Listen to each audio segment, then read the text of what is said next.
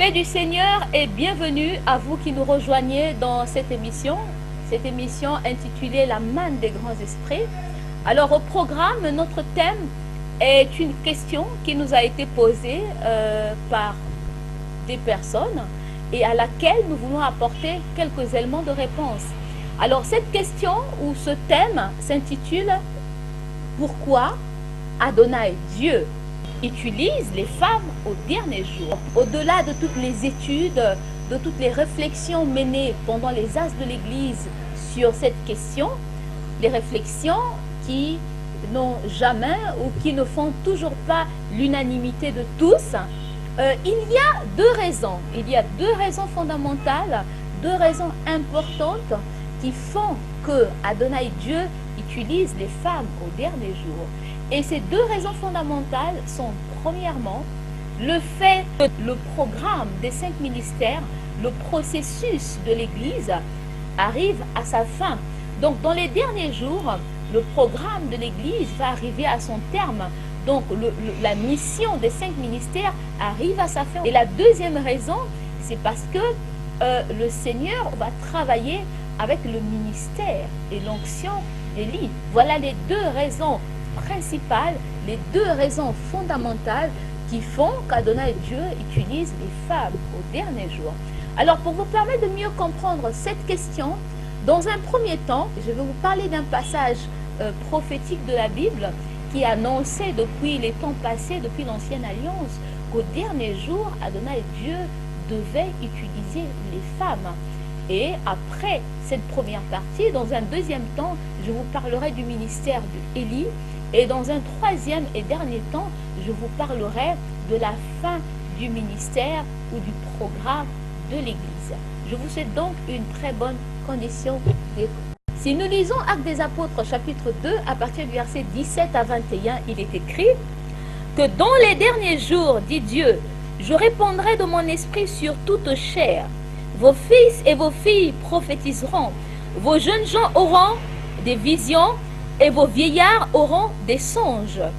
Il dit, oui, sûr, mes serviteurs et mes servantes, dans ces jours-là, je répondrai de mon esprit et ils prophétiseront. Je ferai paraître des prodiges en haut, dans le ciel, et des miracles en bas sur terre, du sang, du feu, d'une vapeur et de la fumée. Verset 20. Le soleil se changera en ténèbres et la lune en sang avant l'arrivée du jour du Seigneur, de ce jour grand et glorieux. Verset 21, alors quiconque invoquera le nom du Seigneur sera sauvé. Quand vous lisez ce passage est un passage qui obéit à un principe de dualité comme plusieurs passages prophétiques de la Bible qui obéissent au principe de dualité. C'est dans ce sens que ce passage peut vous parler d'un événement ou de quelque chose qui arrive dans le présent, mais en même temps, ce même passage vous parle de quelque chose qui arrivera dans l'avenir.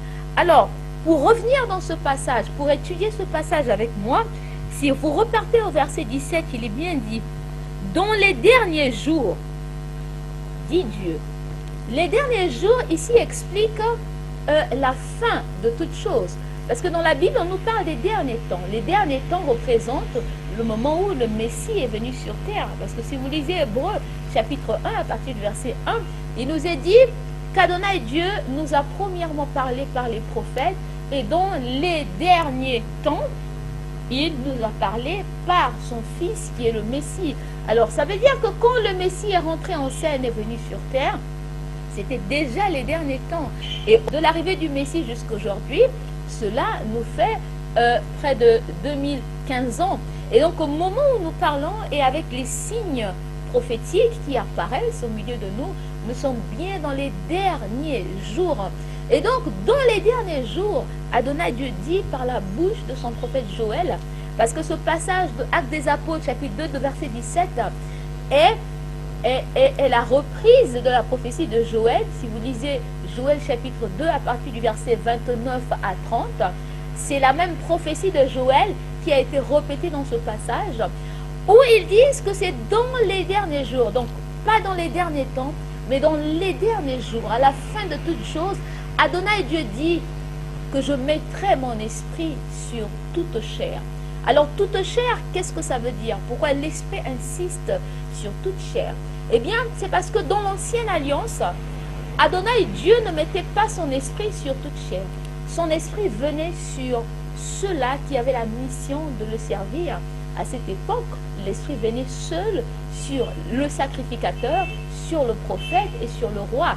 Donc, seules ces personnes-là avaient le privilège d'avoir l'esprit sur eux. Et quand on voyait l'esprit sur un prophète, sur un sacrificateur et sur un roi, c'était le signe qu'Adonai Dieu lui permettait de parler de sa part.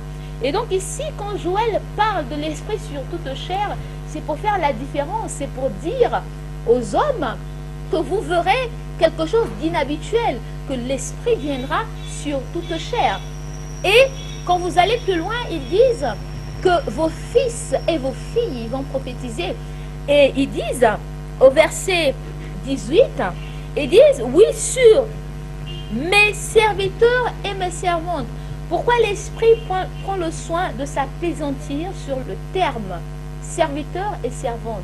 Eh bien, parce que dans l'ancienne alliance, comme je l'ai dit tout à l'heure, que l'esprit ne venait que sur ceux-là qui avaient la mission de le servir, et moins encore sur les femmes, parce que les femmes ne pouvaient pas recevoir l'esprit, comme d'ailleurs tous les autres hommes aussi, qui n'avaient pas cette mission de servir le Seigneur. Et donc, ici, l'Esprit précise que dans les derniers jours, il en sera autrement. Vous verrez quelque chose de différent. Vous verrez quelque chose d'inhabituel. Et cette chose inhabituelle, c'est le fait que l'Esprit viendra sur les hommes et sur les femmes. C'est pourquoi l'Esprit dit qu'en effet, je mettrai l'Esprit sur mes serviteurs et sur mes servantes. Et donc ici, vous comprendrez que le signe même particulier parmi les signes les plus tangibles de l'accomplissement de cette prophétie de Joël, chapitre 2, le verset 17, c'est plutôt la présence de l'Esprit sur les servantes, ça veut dire sur les femmes, parce que l'Esprit sur les hommes, on en a vu dans les âges passés, dans l'ancienne alliance, avec les sacrificateurs, les rois et les autres. Mais dans les derniers jours, l'Esprit dit que je mettrai mon esprit sur mes serviteurs et mes servantes. Et donc, l'esprit sur les servantes est bien la chose inhabituelle qui doit arriver au dernier jour. Et c'est même ça le signe de l'accomplissement de cette prophétie de Joël, chapitre 2, le verset 29 à 30, ou de Actes des Apôtres, chapitre 2, à partir du verset 17, en descendant.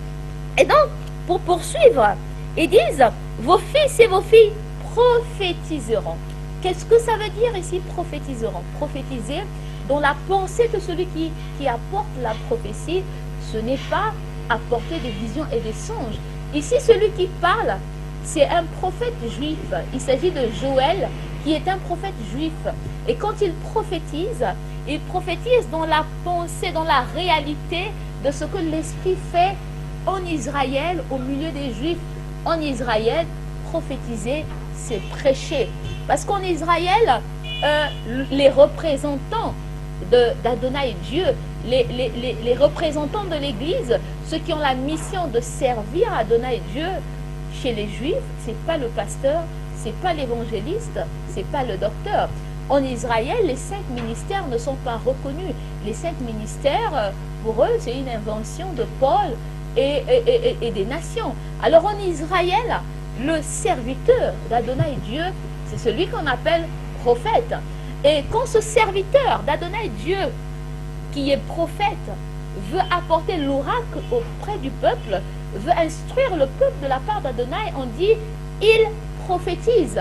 Alors chez les nations, on dit que c'est le pasteur qui est le serviteur d'Adonai. Et quand le pasteur veut annoncer l'oracle du Seigneur, on dit que le pasteur prêche. Donc ce que nous appelons chez les nations prêcher, en Israël, ça s'appelle prophétiser. Ce que nous appelons chez les nations pasteur, évangéliste, c'est ce qu'en Israël on appelle prophète. C'est pourquoi ici dans cette prophétie, quand le prophète Joël dit que dans les derniers jours, je mettrai mon esprit sur toute chair, vos fils et vos filles prophétiseront. Dans la réalité des Juifs, il s'agit de prêcher, comme cela se fait chez nous, annoncer les oracles du Seigneur. Et pour poursuivre, il dit au verset 18, oui, oui, sur mes serviteurs et mes servantes, dans ces jours-là, je répandrai mon esprit et ils prophétiseront. Le verset 19, je ferai paraître des prodiges en haut dans le ciel et des miracles en bas sur terre, du sang, du feu, de la vapeur, de la fumée. Il dit au verset 20, le soleil se changera en ténèbres et la lune en sang avant l'arrivée du jour de l'Éternel.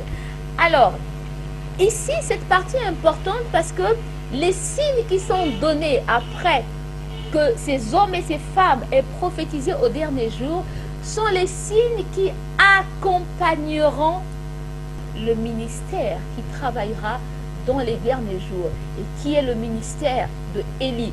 Cela veut donc dire que les femmes qu'Adonai Dieu va utiliser au dernier jour travailleront dans le cadre du ministère de Élie. J'aurai le temps de vous expliquer tout ça petit à petit avec les versets de la Bible.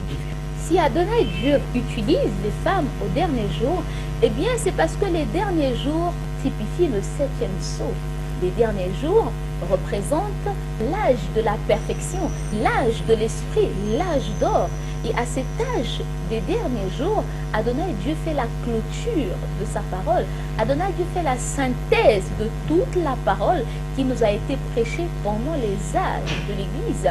Ici, Adonai Dieu parle à son peuple dans les derniers jours en enlevant tout ce qui est symbole, tout ce qui est énigme, tout ce qui est parabole. Vous voyez, pendant les âges de l'Église, il y a plusieurs éléments de la parole qui nous ont été prêchés, mais dans des emballages qui n'étaient pas parfaits. Mais les hommes ont été justifiés par ces enseignements-là.